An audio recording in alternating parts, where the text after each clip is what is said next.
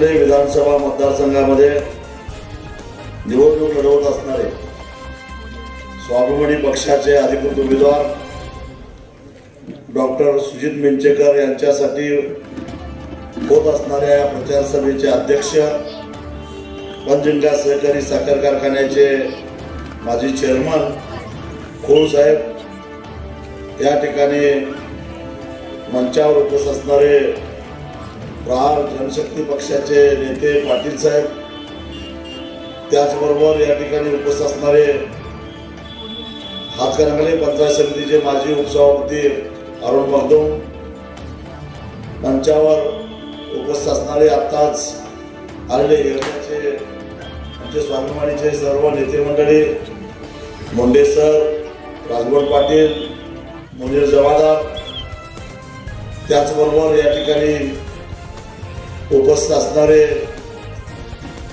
बलवान साहेब, कुमार जगोजे, रावसाहेब आबदार, स्वाभिमानी ऊस वाहतूकदार संघटनेचे प्रमुख, सर्वच मान्यवर, उपस्थित पत्रकार मित्र आणि जमलेल्या माझ्या सर्व बंधू भगिनी, डॉक्टर सुजित मिंचेकर यांच्या माध्यमातून हातकणंगले विधानसभा मतदारसंघामध्ये परिवर्तन महाशक्तीने एक तगडा उमेदवार दिलेला आहे आणि हा उमेदवार आपण विधानसभेला का पाठवायचा हे सांगण्यासाठी म्हणून मी उभा राहिलो आहे. डॉक्टर बाबासाहेब आंबेडकरांनी या देशाला एक आदर्श असं संविधान दिलेलं आहे आणि त्या संविधानानुसार विधानसभेच्या निवडणुकीमध्ये आपण मत देऊन जो उमेदवार निवडतो त्या उमेदवारांना आमदार झाल्यानंतर राज्याची धोरणं ठरवत असताना तळागाळातला जो सामान्य माणूस आहे, शेवटच्या रांगेमध्ये राहिलेला जो माणूस आहे, त्याला डोळ्यासमोर ठेवून राज्याची धोरणं राबवण्यासाठी सरकारवर दबाव आणायचा असतो. सरकारकडून तशा त्याची कारवाई व्हावी म्हणून पाठपुरावा करायचा असतो. हे खरं काम आमदाराचं असतं. आमचे जे काही प्रश्न आहेत, आमच्या ज्या वेदना आहेत, आमची जी दुःख आहे, ती विधानसभेच्या वेशीवर टाकून त्यातून उत्तर शोधायचं असतं. हे काम खरं तर आमदाराचं असतं. 5 वर्षापूर्वी स्वाभिमानीला ताकद दिल्यामुळं राजूबाबा आवळे आमदार झाले, परंतु या सर्व आमच्या आशा फोल ठरल्या हे सांगायला मला खंत वाटते. मोठ्या निरपेक्ष पद्धतीने आपण त्यांना ताकद दिलेली होती. मला तुम्हाला काही गोष्टीची आठवण करून द्यावीशी वाटते. काही प्रसंग मी तुम्हाला सांगतो. आपल्याला जी FRP मिळते कायद्यानं, ती FRP कशामुळे मिळते? आजकाल आपली आर्थिक स्थिती ऊस उत्पादकाची चांगली झाली. कशामुळे झाली? कारण तुम्ही 2009 साली मला वर्गणी काढून खासदार केले आणि खासदार झाल्यानंतर 2011 साली जो कायदा झाला FRPचा, तो कायदा करण्यासाठी 2 वर्षे पाठपुरावा केल्यानंतर मला यश आलं आणि 2011 साली हा FRPचा कायदा झाला. तो सहजासहजी झाला नाही. त्यासाठी मी एकटा असून सुद्धा छोट्या पक्षांना, प्रादेशिक पक्षांना बरोबर घेऊन संसदेचं कामकाज 6 दिवस रोखून धरलेलं होतं, बंद पाडलेलं होतं. त्यावरचे जे पंतप्रधान होते त्यांनी त्यामुळे दंगा करणाऱ्या सगळ्या खासदारांची एक मीटिंग घेतली. विचारला मला, का बाबांनो, का तुम्ही बंद पाडला आहे? त्यांना सांगितलं की ऊस उत्पादक शेतकरी हा संपूर्ण देशामध्ये आहे आणि त्याला शाश्वत असा हमीभाव मिळाला पाहिजे आणि अशा कायद्याची गरज आहे. आणि तो कायदा करण्याची तयारी त्यांनी दाखवली आणि त्या पद्धतीनं लोकसभेमध्ये तो प्रस्ताव आला त्याच्यामध्ये काही दुरुस्त्या होत्या, त्या दुरुस्त्या आम्ही करून घेतल्या आणि मग आत्ताचा हा कायदा अस्तित्वात आला.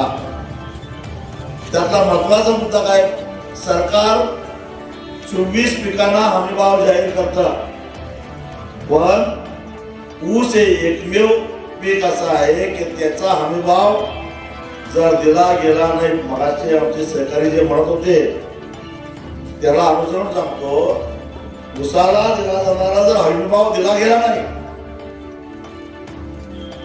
तर साखर कारखान्याची मालमत्ता जप्त करून लिलावात करून त्यातून पैसे द्यायची तरतूद आहे.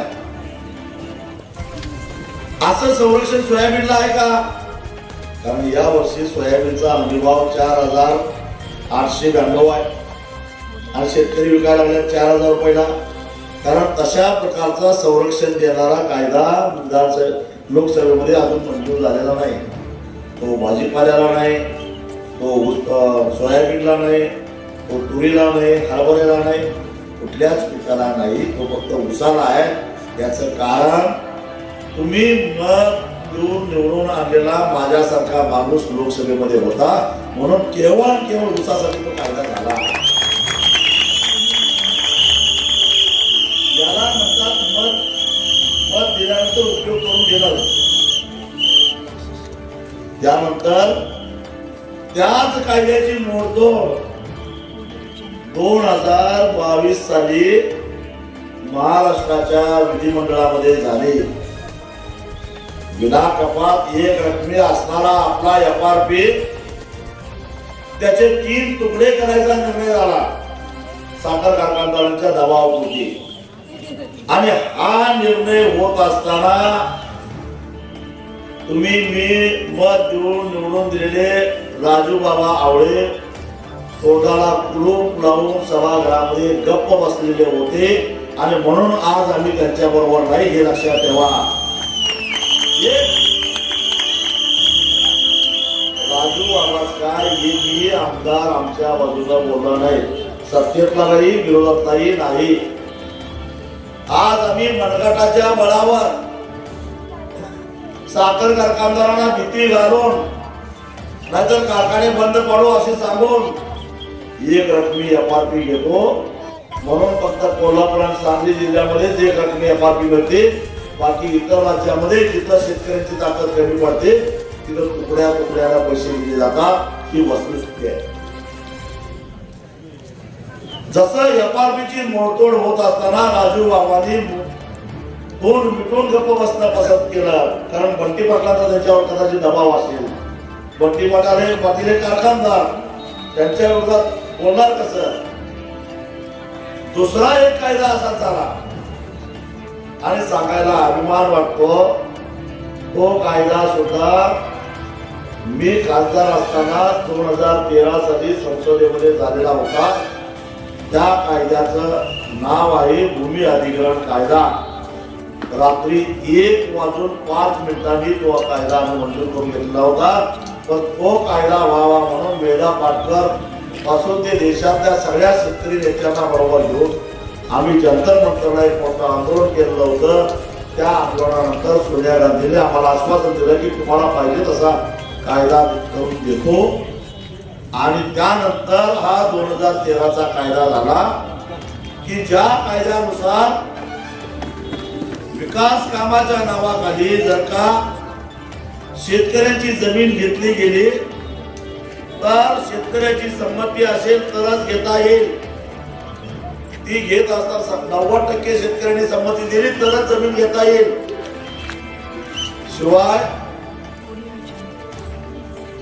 शेतकऱ्याला दिला जाणारा जमिनीचा मोबदला हा बाजार भावाच्या 5 पट असेल अशा प्रकारचा तो कायदा होता.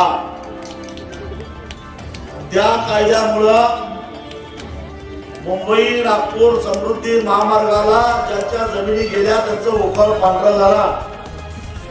भरपूर पैसे मिळाले. ते काही या लोकांना बघवलं नाही. 2022 साली त्याच्यामध्ये सुद्धा दुरुस्ती आणली आणि त्या दुरुस्तीमुळं बाजार भावाच्या केवळ दुप्पटच पैसे आता तुमच्या रस्त्याला मिळणार. आणि तुम्ही नाही म्हणू शकत नाही म्हटला तर 1956च्या कायद्याप्रमाणे पोलीस बंदोबस्तामध्ये तुमची जमीन काढून घेतली जाणार.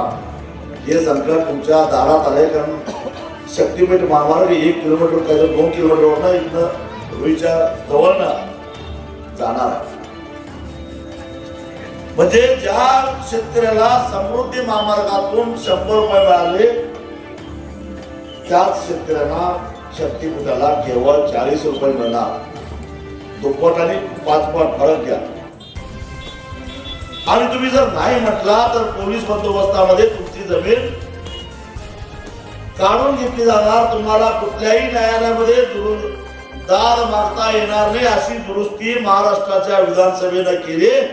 आणि ती दुरुस्ती होत असताना राजू बाबा आवळे हे तोंड मिटवून गप्प होते. त्यांनी कधी त्याला विरोध केलेला नाही. म्हणून या मतदारसंघातले शेतकरी त्यांना मत द्यायला तयार नाही. ही वस्तुस्थिती लक्षात. राजू बाबाच काय, दुसऱ्या एक जो उमेदवार महायुतीचा उभा राहिलेला आहे त्यांचा नेता सुद्धा महाराष्ट्राच्या विधानसभेमध्ये आमदार होता. त्यानंही विरोध केलेला नाही. त्यामुळं या दोघांनाही शेतकऱ्याकडे मत मागायचा अधिकार नाही. एफआरपीच्या दुरुस्तीलाही विनय कोरेंनी विरोध केला नाही आणि भूमी अधिग्रहणाच्या कायद्यातल्या दुरुस्तीलाही विनय कोरेंनी विरोध केला नाही. त्यामुळं अशोकराव माने बापूंना मत मागायचा अधिकार विनय कोरेंनाही नाही आणि बंटी पाटलांनाही नाही. लक्षात ठेवा, बंटी पाटलांनाही कधी विरोध केलेला नाही. आणि हे दोघं आता प्रचार प्रमुख म्हणून आता या दोघांना मत मागायला लागले. द्यायचं काय हा प्रश्न. बर हे रस्ते कशासाठी? रस्त्याच्या जमिनी जाणाऱ्या जमिनीला शेतकऱ्यांच्या जमिनी गेल्या म्हणून विकास होणारा क्षेत्र आमचा विकासाला विरोध नाही. जरूर विकास करा पण शेतकऱ्याची थडगी बांधून त्याच्यावर विकास करू नका. विकासाचे मनोरे बांधू नका. त्यात शेतकऱ्याचा हिस्सा ठेवा. साधी गोष्ट आहे. जर सरकारकडे भांडवल नाही म्हणून सरकार खाजगीकरणातून खाजगी भांडवलातून रस्ता करून मागणं टोल वसूल करा आणि तुमचे पैसे वसूल करा असं जर सरकार म्हणत असेल तर मग माझं म्हणणं आहे सरकारनं एक काम करावं. तुम्हाला जमीन खरेदी करायची सुद्धा गरज नाही. ज्याची जमीन त्या रस्त्याला गेल्या त्याचा टोलमध्ये हिस्सा ठेवा. आम्हाला काय ऊसाची शेती केली काय, गव्हाची शेती केली काय, रस्त्याची शेती केली काय, आमच्या आबा आज्यापासून ही जमीन आमच्याकडे चालत आलेली आहे. आजोबांना नातवाला दिली, नातवांना पंतवाला दिली, असं पिढ्या ही जमीन जाणार आहे. त्यातनं उत्पन्न आम्ही फक्त घेत राहणार आहे. तसं जोपर्यंत रस्ता आहे तोपर्यंत टोल राहणार आहे. टोल पर्यंत मधनं हिस्सा याला तर टोलची शेती करू आम्ही शेतकरी. पण नाही, मलीला फक्त उद्योगपतींनाच मिळणार. पैसे घालणाऱ्यालाच मलीला मिळणार, जमीन घालणाऱ्याला का नाही हा खरा सवाल. अलीकडचं राजकारण तुम्ही बघताय, घाऊक प्रमाणामध्ये आमदारांची खरेदी विक्री व्हायला लागल्या. ही खरेदी विक्री व्हायला पैसा कुठला आला माहितीया? एक समृद्धी महामार्ग झाला त्यावेळी रस्ते विकास मंत्री होते एकनाथ शिंदे आणि ज्यातून एवढा पैसा आला एक आमदार 50 कोटीला खरेदी करण्याची ताकद त्यांच्यामध्ये निर्माण झाली. हे विसरू नका. याचं कारण का? राष्ट्रीय महामार्ग प्राधिकरणाला 1 किलोमीटर 6 पदरी रस्ता 1 किलोमीटर करायला खर्च किती यायला पाहिजे याचे मापदंड तयार केलेले आहेत. त्यानुसार 6 पदरी रस्ता 1 किलोमीटर करायला जमिनीच्या किमती सकट 26 कोटी रुपये खर्च येतो. पण आमच्या शिंदे साहेबांनी 1 किलोमीटर समृद्धी हायवे बांधायला 107 कोटी रुपये खर्च केलेला आहे. म्हणजे मापदंडाच्या तिप्पट. त्याचा परिणाम कुणावर होतो? तुम्ही म्हणाल आपला काय संबंध आहे? आपला संबंध आहे कधी ना कधी आम्ही रस्त्यावरून जातो, जाताना आम्हाला टोल द्यावा लागतो. टोल का द्यावा लागतो? गुंतवणूक केलेल्या रकमेच्या वर टोल द्यावा लागतो. मला सांगा की आज हे जो 100 रुपये टोल वसूल करत असतील, यांनी जर इमानदारीने रस्ता बांधला असता तर आपल्याला केवळ 25 रुपये टोल द्यावा लागला असता. कारण खर्चाच्या तिप्पट यांनी त्याची किंमत वाढवली. त्याचा किती झाला? 75 रुपये जर टोल असेल तर आता 25 रुपये द्यावा लागला असता. त्यांनी काय केलं? वरचे ज्यादा 50 रुपये म्हणजे 2% रक्कम वाढवून घेतली आणि ते रस्त्यावर प्रवास करणाऱ्यांच्या खिशावर त्याचा बोजा पडला आणि त्याच पैशातून याच्या आमदारांची खरेदी केली. शक्तीपीठ महामार्ग त्याच्या पुढे आहे. 800-850 किलोमीटर साधारणपणे हा रस्ता होणार आहे. त्याला 986 कोटी रुपये खर्च येणार आहे आणि या शक्तीपीठाचा 1 किलोमीटरचा खर्च आहे 107 कोटी. म्हणजे चौपट. म्हणजे आमदाराचा दर 75 कोटी व्हायला काय हरकत नाही. मग यासाठी आपण हे जमिनी द्यायची का? यासाठी यांना मतं द्यायची का? आणि याच्यामध्ये ज्याच्या मतदारसंघातून तो रस्ता जातो त्या सगळ्या आमदार, खासदार, तिथले लोकप्रतिनिधी, त्या जिल्ह्यातले पालकमंत्री सगळ्यांचे त्याच्यामध्ये हिस्से असणार आहे. म्हणजे या पांढऱ्या कपड्यातल्या दरोडेखोरांना पैसा कमावता यावा म्हणून मताची ताकद देऊन त्यांना आपण निवडून द्यायचं आहे का? हा खरा सवाल आहे.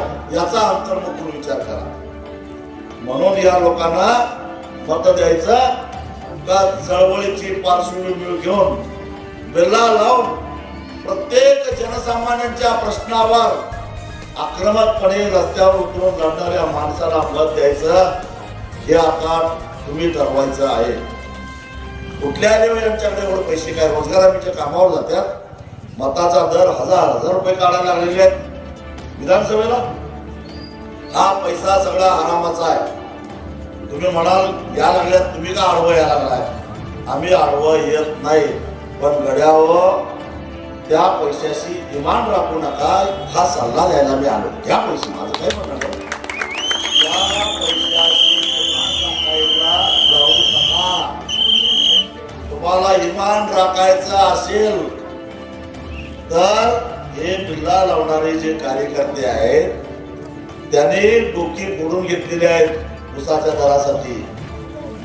पोलिसांचा मार खाल्लेला आहे. हे 100 रुपये गेल्या आठवड्यात तुमच्या खात्यावर जमा झाले, सहजासहजी झालेले नाहीत. इथं नरंदेच्या खिंडीमध्ये मुख्यमंत्र्यांची गाडी अडवलेली होती आणि ती गाडी अडवणाऱ्या कार्यकर्त्यांना पोलिसांनी कपडे काढून पट्ट्यानं मारलेला आहे. पट्ट्यानं अंगावरचे वळ फुटलेले फोटो माझ्याकडे दाखवतो तुम्हाला. त्यावेळी त्यांना झालेल्या वेदना विसरू नका. म्हणून तुम्हाला 100 रुपये मिळालेले आहेत. कारण आम्ही सांगितलं आता मुख्यमंत्र्याला अडवलं, उद्या अमित शहाला अडवणार म्हटल्यानंतर 800 लोकांना ताब्यात घेऊन सुद्धा गुप्तचर विभागाचा अहवाल गेला की राडा होणारच आणि गृहमंत्री खवळणार, आपल्यावर आता काहीतरी येणार वाला म्हटल्यानंतर मग शिंदे साहेबांनी आदेश दिला की 100 रुपये तातडीनं द्यावे. म्हणून हे पैसे जमा झालेले आहेत. ते पैसे तुमच्या खात्यावर थेट जमा झाले. त्याची टक्केवारी बिल्लावाल्यांनी मागितली नाही का? मागितली. 100 रुपये तुमचं आल्या, 100 टनाचं 10,000 आल्या, त्यातलं किमान 500 तरी आम्हाला द्या म्हटलं. म्हटलेला नाही. ते तुमच्या अकाउंटला थेट आलेले आहेत. किती आलेत माहितीये? जवाहर कारखान्याचा 19 लाख टन गाळप झाला होता, 19 कोटी रुपये आले. पंचगंगा कारखान्याचं मला वाटतं 13 लाख काहीतरी, किती 13 लाख गाळप झाला होता, 13 कोटी आला. गुजरातचं 14 लाख गाळप झाला होता, 14 कोटी आला. शरदचं 7 कोटी गाळप झाला होता, 7 लाख झाला होता, 7 कोटी आला.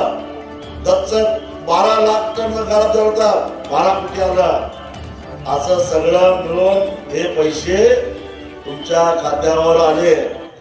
एवढंच नाही तर या 4 कारखान्यांनी शरद, जवाहर, दत्त, गुरुदत्त पंचखात्यात नव्हता, या चौघांनी एकत्रित येऊन गेल्या वर्षी तुम्हाला 2900 रुपयाच्या वर 1 रुपया सुद्धा द्यायचं नाही असं ठरवलेलं होतं.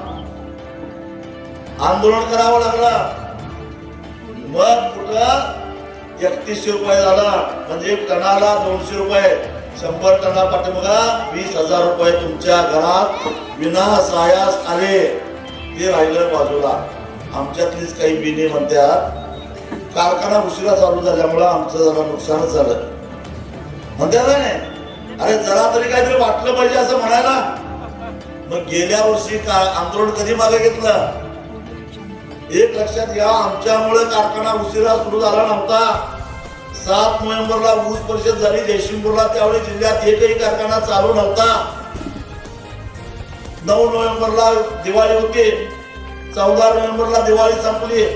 पण दिवाळीतच तीन मोठे पाऊस पडले, त्यामुळे शेतात जाता येत नव्हतं. 16-17 तारखेपर्यंत आम्ही आंदोलन केलं नसतं तरी सुद्धा ऊसच तुटू शकत नव्हता.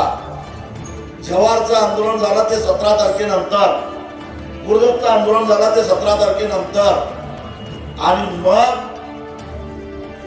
23 तारखेला हायवेला रस्ता रोको झाला 10 तासाचा.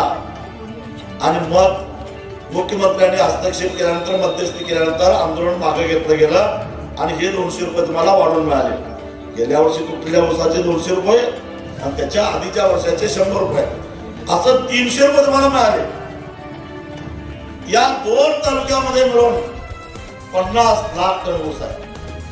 50 लाख टन गुणिले 300 जर केलं तर 150 कोटी रुपये केवळ 8 दिवसाच्या आंदोलनामुळे तुमच्या खात्यावर जमा झाले.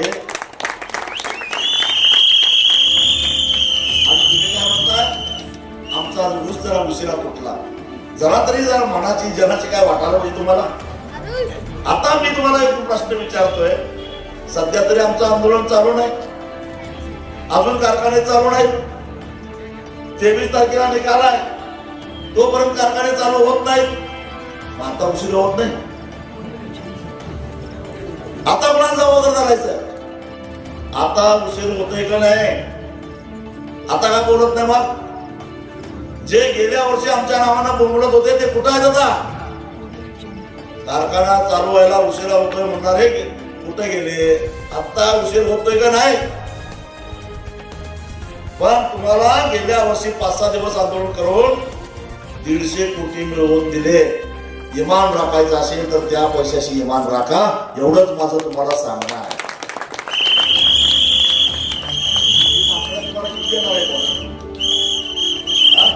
किती खर्च करणार आहे त्याच्यापेक्षा या तुमच्या हक्काच्या पैशाशी इमान राखा. गेली 20 वर्ष असं पैसे तुमच्या खात्यावर जमा व्हायला लागलेले आहेत. तुम्हाला काय झालंय, तुम्हाला आता तुम्ही निगरघट्ट झालाय. तुम्हाला वाटतंय राजू शेट्टीला मत नाही दिलं तरी चालतंय, त्याला निवडणुकीत पाडलं तरी चालतंय. पण आता तुम्हाला इशारा देऊन सांगतो, 20 तारखेला तुम्ही मतदान कसं करणार आहे ते 23 तारखेला आम्हाला कळणार आहेच. त्याच्यानंतर मग मी ठरवणार आहे 3700 किती ठाम राहायचं ते, गेल्या वर्षी तुटलेल्या ऊसावर 200 रुपयाला किती ठाम राहायचं ते. नाहीतर तुम्ही तुमचं नशीब हेही तुम्हाला मी सांगतो. काही बेली कशी आहेत, इकडं म्हणायचं आंदोलन झालं पाहिजे, तिकडं ऊस घालवायचा, अर्धा एकरवाला रस्त्यात आणि 20 एकरवाला हे आता चालणार नाही. आम्ही जर गप्प बसलो, महापुरात एवढं नुकसान झालं, मी मुद्दामच काही केलं नाही का, तर ज्याला सगळ्यात जास्त फायदा करून दिला तोच माझी माफ करायला लागला. त्याला काय कळतंय का नाही हेच कळतच नाही. असंच झालं तसंच झालं. आता म्हटलं बस, मुळात तुझं बुडून गेलं, मी काहीच बोलत नाही बाबा, कारण मी भोळा माणूस आहे, मला काय कळत नाही. ठीक आहे, जरा 1 वर्ष बस पाणी घेऊया, बस पाणी घेऊया म्हटलं काय होतंय बघूया तरी एकदा. मग आम्ही गप्प बसल्यावर महापुराचा विषय कुणीच घेतला नाही.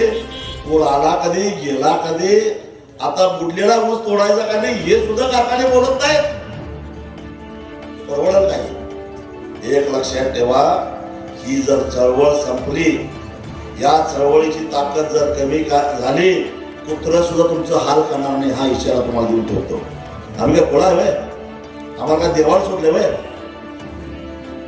तुम्ही जर अशा पद्धतीनं वागायला लागला तर हे असं झाल्याशिवाय राहणार नाही.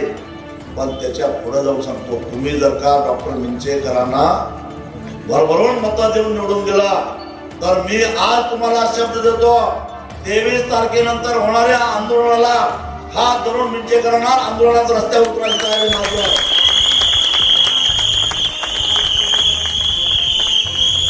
मग बघू शक्तीपीठाला तुमची जमीन कोण घेत येते, मग बघू तुमच्या ऊसाचे पैसे कोण बुडवता येते, मग बघू तुमच्यावर अन्याय करण्याची हिंमत कोण करता येते.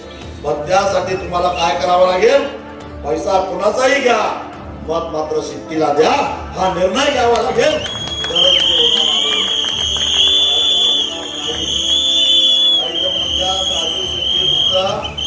शेतकऱ्यांच्यासाठीच बोलतोय, आमच्यासाठी यानं काय केलं आहे तुमच्या माहितीसाठी सांगतो. आमच्या ऊस वाहतूक संघटनेचे नेते तुमच्या गावातलेच आहेत, रावसाहेब आमदार, त्यांना विचारा. या वाहतूकदारांचे पैसे मुकादमाने बुडवले. मला वाटतंय की जवळजवळ आपल्या परिसरातले 10-12 वाहतूकदारांनी टोळ्या पळून गेल्या म्हणून आत्महत्या केल्या. एकाही कारखानदाराला दया आली नाही, पाजर फुटला नाही. उलट या वाहतूकदारांना त्यांच्या बँकेतलं जे कर्ज दिलेली होती हवामानासाठी, त्या कर्जाच्या वसुलीसाठी त्यांच्या जप्त्या केल्या, त्यांची वाहनं जप्त केली, त्यांची घरं लिलावात काढली, त्याला रस्त्यावर आणला.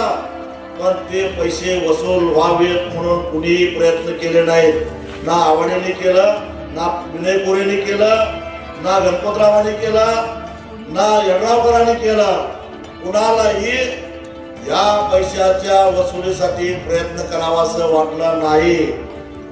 मग मलाच पुढाकार घ्यावा लागला, त्या वाहतूकदारांची संघटना बांधावी लागली आणि गेल्या 1.25 वर्षामध्ये चिकाटीनं पाठपुरावा करून 48 कोटी रुपये वसूल केले. हे सांगायला मला आनंद वाटतो.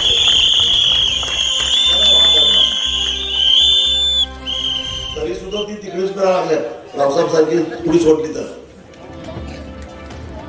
कारण त्यांना काय म्हणतात, माझं कुठं बुडलंय ह्याला गड्याला माहित नाही. काही लोकांचं गेल्या वर्षी बुडलं असतील, काही लोकांचं या वर्षी बुडणार आहे. पण जोपर्यंत जात्यात जात नाही तोपर्यंत सुखातला हसत असतोय. पण त्याला माहित नाही आपल्यावर पण मोठी येणार आहे. ते ह्या कारखानदारांनी किती मदत केली वाहतूकदारांना, एवढे पैसे वसूल करून दिले. आणि आता तर मी तुम्हाला खात्री देतो, हा सिव्हिल मॅटर आहे म्हणून पोलीस केस हातात घेत नव्हते. महाराष्ट्राच्या मुख्यमंत्र्यांना जा विचारून जवळपास 2000 गुन्हे दाखल करायला लावले सांगली कोल्हापूरमध्ये. आता याच्या पुढे जाऊन सांगतो,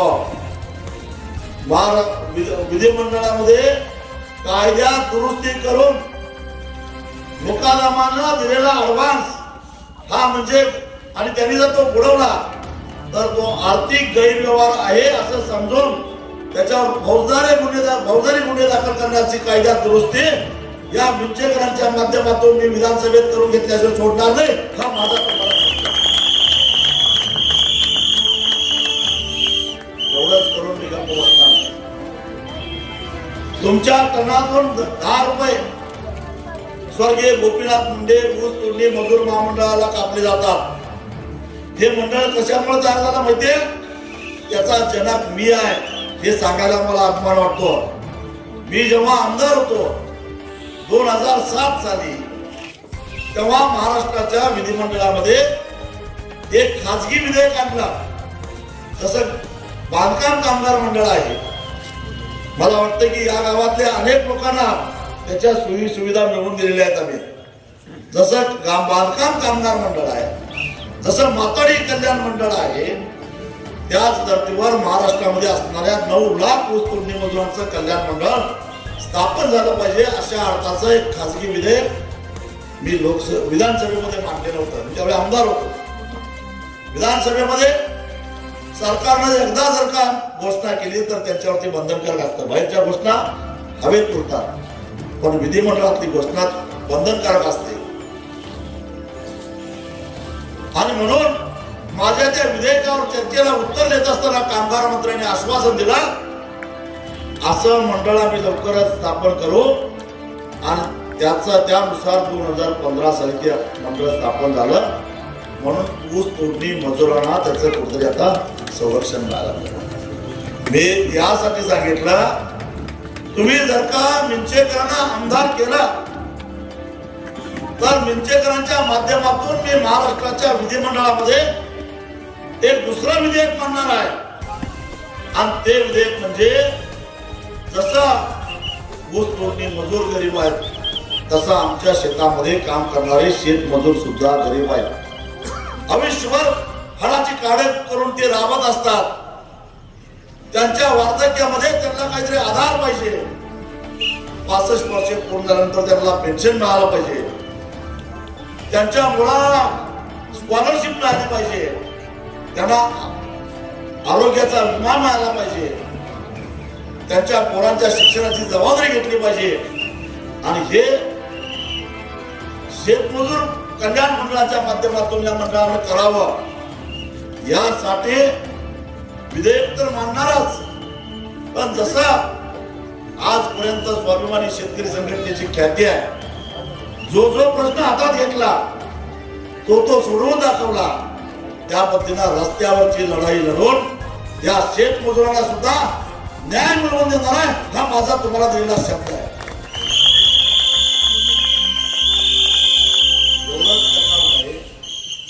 तर याच्या पुढे जाऊन मी सांगतो, गेल्या 4-5 वर्षामध्ये नगरपालिकेच्या निवडणुका झाल्या नाहीत, जिल्हा परिषद पंचायत समितीच्या निवडणुका झालेल्या नाहीत.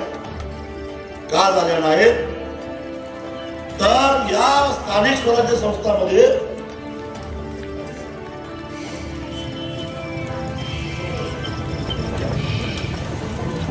निवडून जाणारे ओबीसी प्रवर्गातले जे लोक आहेत, त्यांचं ते आरक्षण कायद्याने काढून घेण्याचं कारस्थान सध्या चालू आहे. प्रकरण कोर्टात गेलंय, पण त्याबद्दल महाविकास आघाडीचे नेतेही बोलत नाहीत आणि महायुतीचे नेतेही बोलत नाहीत. मी तुम्हाला शब्द देतो, या सगळ्यांच्या कारण स्वाभिमानी शेतकरी संघटनेचं वैशिष्ट्य आहे. वाड्यावरचं माडीवरचं राजकारण बांधावर आणायचं काम कुणी केलं असेल तर ते स्वाभिमानी शेतकरी संघटनेने केलेलं आहे, लक्षात ठेवा. आपल्या जिल्ह्यामध्ये एक मोठा माणूस होता, ज्याने खऱ्या अर्थानं वंचितांना, शोषितांना न्याय दिलेला होता, मुख्य प्रवाह आणलेलं होतं. त्या माणसाचं नाव स्वर्गीय रत्नाप्पा कुंभार.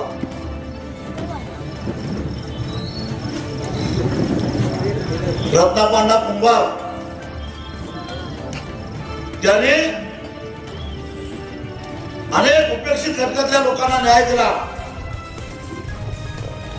उदाहरण सांगतो, आमच्या दत्तवाडचे बंडा माने कोळी समाजातून यायचे, पण एका कोळ्याच्या माणसाला त्यांनी जनरल मध्ये जिल्हा परिषदला उभा करून जिल्हा परिषद सदस्य केलेला होता. या लोकांना एकदा संधी द्यावी लागते आणि त्यानंतर स्वतःच्या नेतृत्वाची समज दाखवून पुढे येण्याचा वाव असतो. बंडा मानेला परत कधीच आरक्षणाची कुबडी घ्यावी लागली नाही.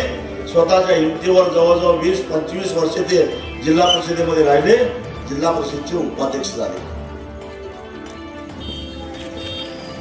अशा अनेक लोकांना त्यांनी संधी दिली. नंदाताई पोळ एक शेतमजूर महिला होती, नांदणी गावातली, जिल्हा परिषदचा अध्यक्ष पदावर. देवाप्पा भंडारे तेवाडचे, त्यांना शिरोळ पंचायत समितीचं सभापती बनवलेलं होतं. कारण रत्नापांना द्रष्टे होते, पण असे द्रष्टे नेतृत्व आता राहिलेलं नाही. आता एखादा उमेदवार पक्षाकडं नेत्याकडं उमेदवारी मागायला गेला तर त्याला त्याची जात विचारली जाते, तुझ्या जातीची मतं किती आहेत ते विचारलं जातं, तुझ्याकडे पैसे किती आहेत ते विचारलं जातं आणि मग संधी द्यायचं का नाही ठरवलं. जर स्थानिक स्वराज्य संस्थेमधला म्हणजे ग्रामपंचायत, पंचायत समिती, जिल्हा परिषद, नगरपालिका याच्यामध्ये 12 बलुतेदारांना 30% राजकीय आरक्षण आहे आणि ते आरक्षण जर का या लोकांनी घालवलं तर लिहून ठेवा, भविष्यामध्ये तुम्हाला कोळी, साळी, माळी, धनगर, सुतार, गवार, परीट, गोंधळी, कोरवी, गुरव अशी माणसं जी आहेत ज्यांची घरं गावात 1, 2, 3 एवढीच आहेत, ते लोक कधीच निवडून येणार नाहीत. त्यांना निवडून येण्यासाठी किमान एकदा तरी आरक्षणाची आवश्यकता आहे. त्याशिवाय ती माणसं निवडून येऊ शकत नाहीत, नाहीतर मग ते निर्णय प्रक्रियेमध्ये येणार नाहीत. मी मिंचेकरांच्या वतीनं तुम्हाला शब्द देतो, या लोकांच्या आरक्षणासाठी भविष्यामध्ये विधानसभा डोक्यावर घेण्याची जबाबदारी मिंचेकरांच्यावर टाकणार आणि रस्त्यावरची लढाई लढायची जबाबदारी रस्त्यावरची लढाई देणार आहे. कारण गाववाड्यातला हा माणूस मुख्य प्रवाहात आल्याशिवाय खऱ्या अर्थानं महात्मा ज्योतिबा फुलेंना अपेक्षित असणारी समता प्रस्थापित होणार नाही. डॉक्टर बाबासाहेब आंबेडकरांना अपेक्षित असणारी लोकशाही अस्तित्वात येणार नाही. या लोकशाहीच्या निर्णय प्रक्रियेमध्ये सगळ्या प्रकारचे लोक आले तरच खऱ्या अर्थानं सगळ्या घटकांना न्याय मिळणार आहे. आणि म्हणून स्वाभिमानी शेतकरी संघटना हे करणार आहे. जाता जाता शेवटचा एक मुद्दा सांगतो. आज छोट्या शेतकरी शेतीचा आकारमान लहान होत चाललेला आहे. शेतकरी लहान व्हायला लागलेत. सरासरी एका कुटुंबात आता 2 एकरापेक्षा जास्त जमीन राहिली नाही. तेवढ्या उत्पन्नावर आता घर चालू शकत नाही. तेवढ्या उत्पन्नावर घर चालू शकत नाही. आणि मग अशा परिस्थितीमध्ये मग एखादं पोरग शेतीतून बाहेर काढावं लागतं, एमआयडीसी मध्ये जाऊन कामाला जातं, किंवा आता सरकारी कर्मचाऱ्यांची संख्या कमी करत चाललेला आहे. आउटसोर्सिंग म्हणजे कॉन्ट्रॅक्ट बेसिसवर आता माणसं घ्यायला लागल्या. आणि मग सरकारी वाहनं असतील, अँब्युलन्स असेल, याच्यावरचे ड्रायव्हर हे कॉन्ट्रॅक्ट बेसिसवर आहेत. आरोग्य सेवक कॉन्ट्रॅक्ट बेसिसवर, एमएससीबी मधले wireman, lineman outsourcing contract basis. त्याचबरोबर हाऊसकीपिंगला लागणारी माणसं कॉन्ट्रॅक्ट बेसिसवर, सफाई कामगार कॉन्ट्रॅक्ट बेसिसवर, असे सगळे कॉन्ट्रॅक्ट बेसिसवर आता माणसं सरकार घ्यायला लागलेलं आहे. आणि ह्या ग्रामपंचायतीतला डाटा एंट्री करणारा कर्मचारी कॉन्ट्रॅक्ट बेसिसवर. या साऱ्यांना पुरवणाऱ्या आता वेगवेगळ्या कंपन्या तयार झालेल्या आहेत. आणि या कंपन्या कुणाच्या आहेत? राजकीय नेत्यांच्या, मगरमच्छांच्या कंपन्या आहेत. मी हे तुम्हाला यासाठी सांगायला लागलोय कारण या कर्मचाऱ्यांचं मोठ्या प्रमाणामध्ये शोषण होतं. 100 रुपये त्यांचा पगार ठरलेला असेल तर त्यातले 40 रुपये या भांडवलाला मिळतात आणि केवळ 60 रुपये या काबाड कष्ट करणाऱ्यांना मिळतात. ही जी शोषण व्यवस्था आहे, या शोषण व्यवस्थेच्या वर प्रहार करण्याचं काम डॉक्टर मिंचेकर विधानसभेच्या सभागृहामध्ये केल्याशिवाय सोडणार नाही. हा माझा तुम्हाला दिलेला शब्द आहे. हे आम्हाला करायचं. समाजातल्या सगळ्या घटकांना, वंचित, शोषित झाले, या सगळ्यांना न्याय मिळावा यासाठी भविष्यामध्ये स्वाभिमानी पक्ष, स्वाभिमानी शेतकरी संघटना, परिवर्तन महाशक्ती, दिव्यांग असतील त्यांना न्याय देण्यासाठी म्हणून ही आघाडी आम्ही निर्माण केली आहे. आघाडीचे जेवढे काही आमदार असतील ते सारेच्या सारे आमदार हे सारे प्रश्न घेऊन उद्याची महाराष्ट्राची विधानसभा डोक्यावर घेतल्याशिवाय राहणार नाही त्याची मला खात्री आहे. सरकार कुणाचंही हो, पण चाबूक आमच्या हातात असणार आहे, हे लक्षात ठेवा. आम्हाला काही त्या सरकारमध्ये त्यांना घेणार नाही, पण या हातात हंटर घेऊन त्यांना नीट काम करायला लावायचं काम आम्ही करणार आहोत. आणि त्यासाठी एक तगडा माणूस, एक उच्च विद्या विभूषित माणूस, समाजाप्रती असणारी आस्था दाखवणारा माणूस या निवडणुकीमध्ये आम्ही उभा केला आहे. विंचेकरांचं काम मी जवळून बघितलेलं आहे, कारण ते आमदार होते 10 वर्ष, त्या काळात मी खासदार होतो.